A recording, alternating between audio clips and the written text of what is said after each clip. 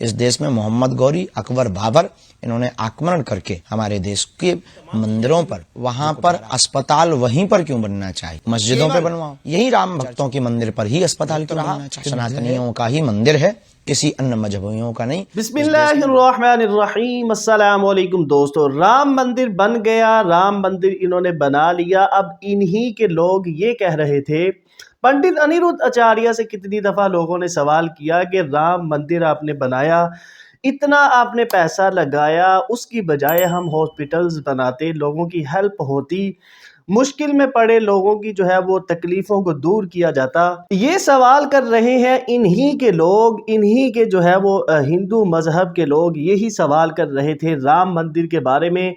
लेकिन जब एंकर ने बागेश्वर बाबा से ये सवाल किया कि लोग ये बातें कर रहे हैं कि आप जो है राम मंदिर पर इतना पैसा लगा रहे हैं, उसकी बजाय आप हॉस्पिटल्स बनाएं, अब उसको जवाब जो है वो कोई मुनासिब सा जवाब देना चाहिए था। उसने कहा कि आप राम मंदिर के बारे में ही क्यों बात कर रहे हैं, हम हॉस्पिटल्स बनाएंगे, हॉस्पिटल अगर बनने चाहिए तो सारी मस्जिदों को जो है वो तोड़ा जाए, मस्जिदों की जगहों पर हॉस्पिटल्स बनाए जाएं।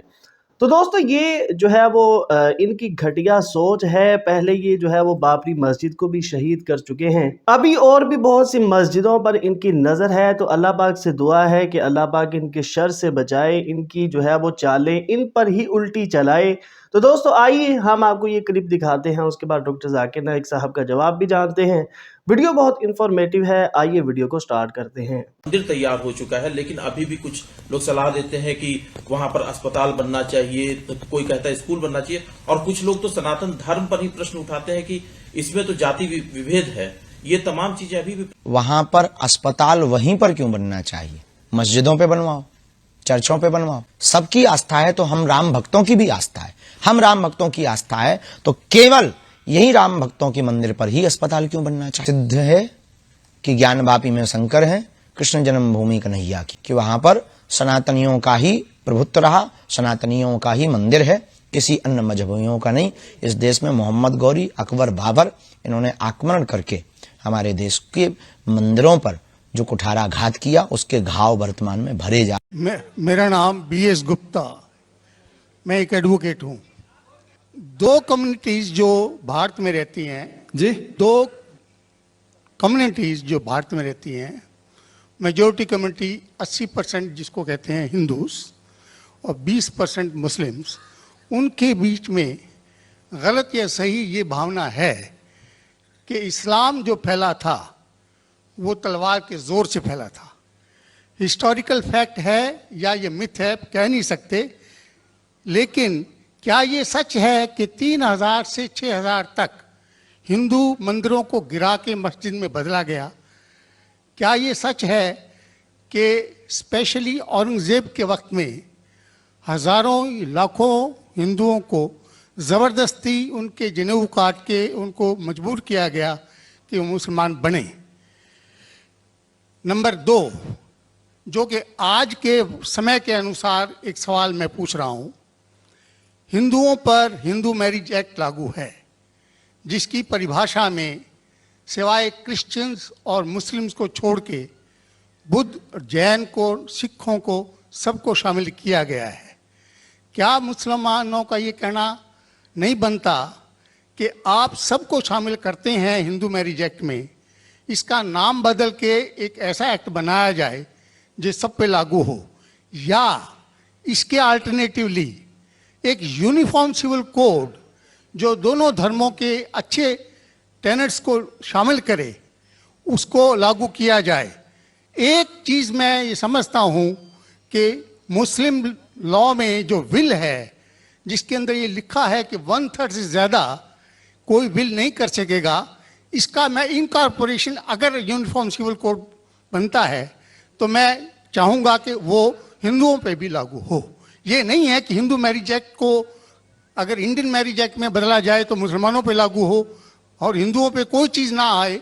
मुझे इस्लाम में ये चीज़ बहुत अच्छी लगी। ऐसे ही कोई यूनिफॉर्म सिविल कोड के लिए ये मुस्लिम आगे क्यों नहीं आ रहे, इसकी वजह मुझे बताई जाए। भाई साहब ने 3 सवाल पूछे एक सवाल में। पहला सवाल कि हिस्ट्री से पता चलता है कि इस्लाम तलवार के जोर पे फैला कि नहीं, लेकिन ये मुझसे पूछ रहे क्या ये हकीकत नहीं है कि 3000 से ज़्यादा मंदिरें गिराई गई थी और मस्जिद बनाए गए और बहुत से लोगों का कत्ल किया गया है। ये बिल्कुल गलत है, अफवाह है। ये मैं कह सकता हूं कि कुछ मंदिरें शायद गिराई गई होंगी, इससे मैंने कहा तो एक भी मंदिर नहीं गिराई गई। हो सकता है कि कुछ मुसलमान अपने आप को जो मुसलमान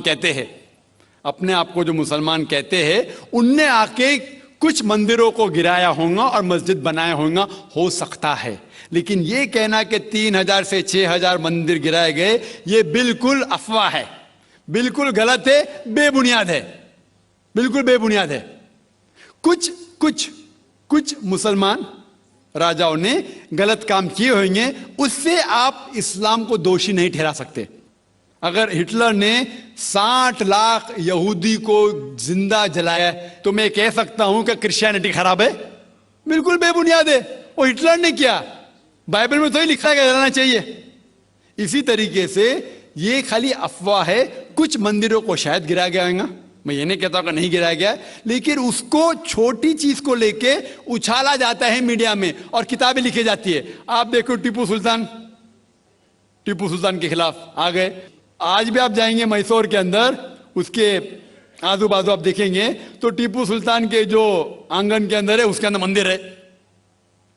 अगर आप ये कहते सच है कि 3000 से 6000 मंदिर को गिराया गया था, तो आप कैसा जिंदा बचे?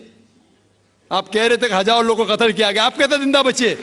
आप जिंदा बचे ये शहादत दे रहा है कि मुसलमान तलवार के जोर पे नहीं फैला। अगर ये सच होता था, आपने कहा हजारों लोग का कत्ल किया, कुछ लोग का शायद कत्ल किया गया। देखो, हर मजहब में there are black ships in every community. कुछ लोग हर मजहब में खराब निकलते हैं, वो मजहब की गलती नहीं, वो मजहब के मानने वाले की। क्रिश्चियन में आपको कुछ खराब लोग मिलेंगे, मुसलमान में मिलेंगे, हिंदू में मिलेंगे। अभी आप देखेंगे हिंदुस्तान के मुसलमान कुछ लोग ड्रग में डील करते, ड्रग में धंधा करते। ड्रग तो हराम है इस्लाम में, करते तो उनको दोष देना चाहिए, इस्लाम को नहीं। इसी तरीके से आप जो कह रहे हजारों लोगों का कत्ल किया, ये बिल्कुल बेबुनियाद चीज है। कुछ लोग का शायद किया होगा, और ये ही सबूत है। मैंने मेरी तकरीर में कहा कि 80% से ज्यादा गैर मुस्लिम हिंदुस्तान में हैं। ये शहादत दे रहे हैं कि इस्लाम तलवार के जोर पे नहीं फैला। आप लोग को क्यों छोड़ा उन लोग ने? आप उनके रिश्तेदार तो नहीं थे ना, आपको क्यों छोड़ा? 800 मिलियन 80 करोड़ गैर मुस्लिम को छोड़ा क्यों उनने? क्यों छोड़ा? अगर दमी था हुकूमत की 1000 साल, सब लोग को मुस्लिम बनाते थे। इससे यह जाहिर होता है कि इस्लाम तलवार के बलबूते पे नहीं फैला। कई लोग, कई गैर मुस्लिम इस्लाम से मुतासिर होके उन्होंने इस्लाम कबूल किया। तो यह कहना बिल्कुल गलत है। आपका दूसरा सवाल कि हमें क्या करना चाहिए? ये अलहदा लॉ नहीं होना चाहिए, सब एक ही कॉमन सिविल कोड होना चाहिए, और सब मजहब की अच्छी चीजें लेके कॉमन सिविल कोड करना चाहिए। मैं आपके बिल्कुल साथ हूं, बाकी मुसलमान शायद आपके खिलाफ होंगे, मैं आपके साथ हूं। क्यों मैं साथ हूं आपके? पहला चीज, हम मुसलमान अगर दिगर मजहब के बारे में जानेंगे, कभी कॉमन सिविल कोड की बात आती, सबसे ज्यादा नारा मुसलमान गलत है। यह मुमकिन ही नहीं है, क्योंकि हिंदुस्तान में हिंदू मजहब के कितने फिरके हैं, यह मुमकिन ही नहीं है। मुसलमान तो सिर्फ 20% या 80% या 75% जो हिंदू लोग हैं, उसमें ही मुमकिन नहीं है। ये कॉमन सिविल कोड हिंदू लोग ही इसको फॉलो नहीं कर सकते। हिंदू मजहब में कितने मुख्तलिफ ग्रोह है। एक कहता है कि बेटी को जाना चाहिए, एक कहता है बेटे को जाना जायदाद, एक कहता है कि जितनी खेती है वो नहीं जा सकती बेटी को, दूसरा ग्रोह कहता है। कितने मुख्तलिफ ग्रोह है, हजारों। यह मुमकिन ही नहीं है पास होना, मुमकिन ही नहीं। मैं कहता हूं यह अफसोस की बात है कि हम मुसलमान जानते ही नहीं, हमको आवाज करने की जरूरत ही नहीं है। ये खाली हमें छेड़ रहे हैं। क्या कर रहे? छेड़ रहे हैं और हम उकसा जाते। Point number 1। पॉइंट नंबर 2, मान लो आप लोग कबूल करते हैं कि कॉमन सिविल कोड होना चाहिए। आपने क्या कहा कि सारे धर्मों के अच्छी बात को लेना चाहिए। बिल्कुल सही। मेरा पहला सवाल, आप इस्लाम में एक चीज बताओ जो इंसानियत के खिलाफ है, तो हम निकाल देंगे उसको।